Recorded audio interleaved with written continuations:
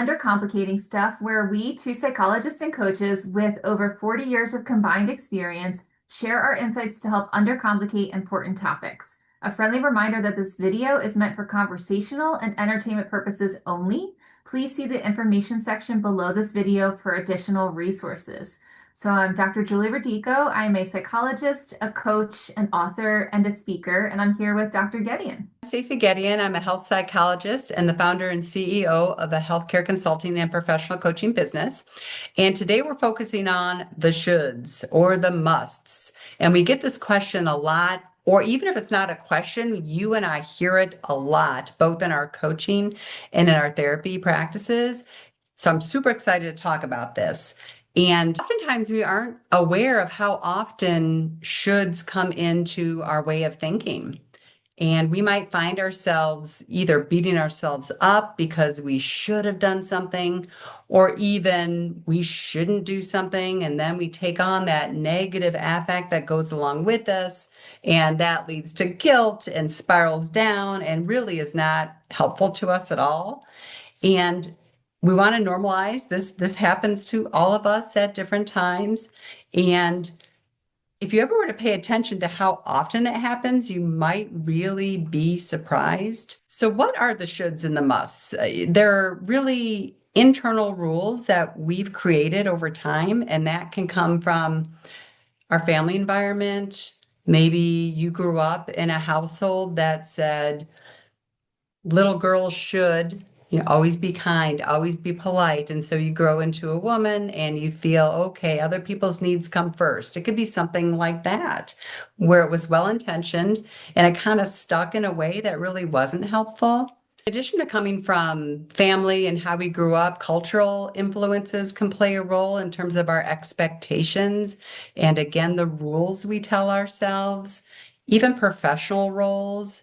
You might find that you come across a lot of shoulds, oftentimes self-imposed, again, sometimes external, but we're really talking about the self-imposed ones. Julie, when you think of the shoulds or someone approaches you and you notice that that's the internal dialogue they're having with themselves, what do you tend to follow up with?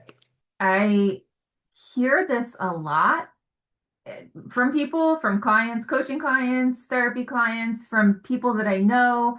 I'm not immune to the shoulds. I hear a lot of, oh, I should have known that. I should be perfect at this. I should have been prepared. I love the phrase, don't should all over yourself, which you could attribute to Albert Ellis.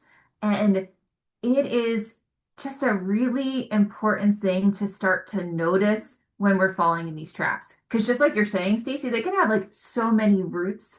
I am mindful as you talk about, they could come from how we're raised, from the culture that we live in, from the societal norms around us.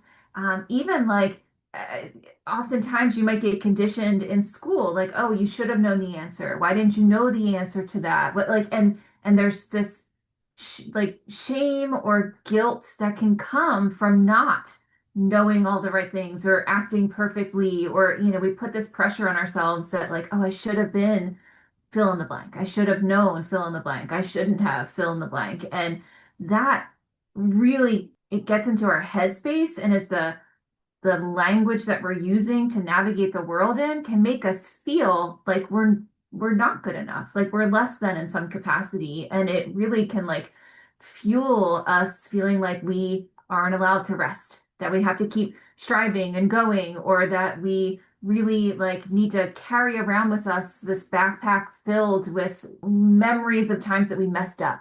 And I really coach people that I work with to notice the language that they use. And I have some really amazing clients who will start to notice when they are shoulding on themselves when we're having conversations, and they'll go, oh, I just did a should. And I'm like, I'm glad you heard it, because I was going to gently draw your attention to it. But this really important piece here, it comes from so many potential roots. Like we get shoulds thrown at us all throughout our childhood and our adulthood, professional and personal spaces, and how much you integrate that into the way you think and the way you talk to yourself that you might not be aware of. Like the act of drawing awareness to that is so important, because you really want to make sure you're not shooting all over yourself. Must is another one. I must do this. I must be this way. And I think one thing that's really important in terms of, well, what do we do with this? We all have it. And you noted the awareness and certainly catching ourselves when it's happening. And then trying some different phrasing. And it may feel really strange at first. You may tell yourself, "Oh, I'm avoiding something if I'm not this hard on myself." But if you change something from I should to, I don't know, I could, I want to, I'd like to, it's much less critical and negative and less likely to feel shame. So maybe take an example of, I should have worked out. You might say, well, I could tomorrow plan to get that workout in that I enjoy. Or maybe you tell yourself, and this is sort of a common one that also goes back to another video we did regarding gaslighting, where we may say to ourselves, oh, I shouldn't feel this way, and really minimizing and invalidating actual feelings. And maybe the antidote to that is practicing something like, this is how I'm feeling right now, and acknowledging that, and you're not judging it. It simply is.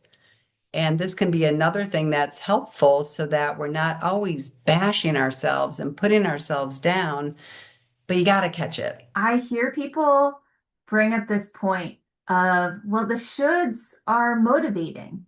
If I tell myself, oh, I shouldn't have done that, or I should have been X, Y, or Z, or I should have had this, that, and the other, that keeps me going. It keeps me motivated. And I think that the heart of what that person is saying is true. It can be motivating. It comes though from these like roots of motivation that are guilty and shamey and like just more of a negative space than I think you need to create for yourself. So, in this importance of language that we're talking about, there is an important distinction from saying, oh, I shouldn't have said that. And in the future, I'm going to say X, Y, or Z. Because you could say, well, that's motivating. Now I'm going to say something different. Okay. There's a difference between that and, oh, I wish I would have approached that differently. And in the future, I'm going to say this, that, and the other. Or I could have considered or said this way, and this is what I'm going to do in the future. The should and the must, the oughts, those guilt heavy words. It really is the words. It's the pressure that those words add. That is what I would encourage people to really think about because we could say, oh, it's all semantics. The word could has possibility to it. The word should carries a lot of blame and shame and just that's the nature of the language. That's the nature of what we've decided those words mean. And so, really making space for yourself that words are important. The language that you use is important. And you can add constructive stuff to a guilt laden, shame laden word like should, and you can find ways to make it motivating. Fair argument. I would encourage or, you know, hope that you could make space for this idea that you could get that same motivation in a more kind way to yourself. There's a saying, we are what we think. And it's true. When I think about if I were to list things, oh, I should, and let's say I have a to-do list. I should do this, I should do this, I should do this. It sounds very heavy and pressure filled and draining and dreadful. If I even reframe it with, oh, I could do this, I could do this, it sounds sort of optimistic and a little less stressful, and that I have options and can decide where I'm going to put my time and my energy. And in addition, we've talked about internally telling ourselves shoulds, also being mindful of, again, externally when people are saying, well, you shouldn't do that. You shouldn't have said that. And noticing, because, okay, we all make mistakes. We're all works in progress, first time humans. And there may be a benefit to considering that and reflecting and thinking, okay, well, I suppose I could have said that a little bit differently. So it's not that we're saying that we never make mistakes and we never could have done something different. And it can be helpful to reflect. We always encourage that. However, if you then kind of notice that, well, wait a minute, particularly with feelings, that's a real common one. You feel what you feel. The choice is really, what do I do with that feeling? The actions after it. So it's really important to, again, kind of take into account when someone says something that you should or shouldn't have done, the intent behind it, if there's any validity to it, and then certainly not absorbing it to the point that you feel guilty and you kind of can't move forward with whatever the situation was. We benefit from doing ourselves the kindness of recognizing when we're shooting ourselves and when others are shooting us, or when the environment around us feels like it's shooting at us. And the awareness of recognizing when that's happening is a huge part of the skill. And then being able to decide how much of this do you want to own or carry? Like if somebody comes at me and says, "Oh, well, you shouldn't have said that," I'm not going to just shut it down because it feels vulnerable, right? So like I'm not just going to go into defensive mode and go, "Oh, you're wrong," right away. Like I'm going to make space to go, "Okay, let me think about what they're saying. Let me think about the situation."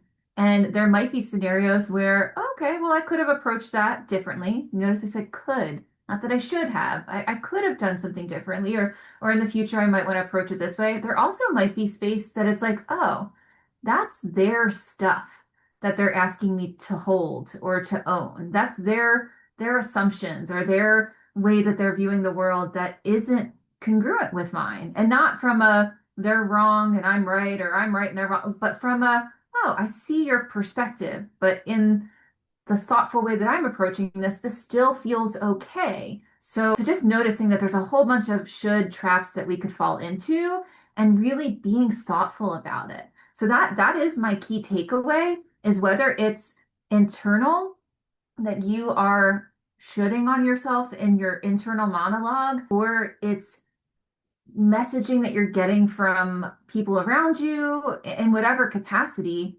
really just heightening your awareness of the shoulds in your life and the role that they're playing in your life. Notice when the should is present, and notice what that feels like and what it might feel like if you were to change that language. Changing that language to, well, I want to, or I could, or I choose to, versus I should. It's probably impossible to eliminate the shoulds. They're just going to come up from ourselves and from other people. And to your point of sort of this stepwise process of acknowledging them, I love how you emphasize how is it making me feel, and then thinking, is there some validity to this? But then reframing in a way that's helpful and really moves you towards goals or behaviors or thoughts that are beneficial, and away from things that, again, bring guilt and shame and aren't helpful really to anyone. If this topic resonated with you, please share it with somebody that you care about. Also, please comment, like, and subscribe. You can message us on YouTube or LinkedIn with suggestions for questions you'd like us to discuss in future episodes.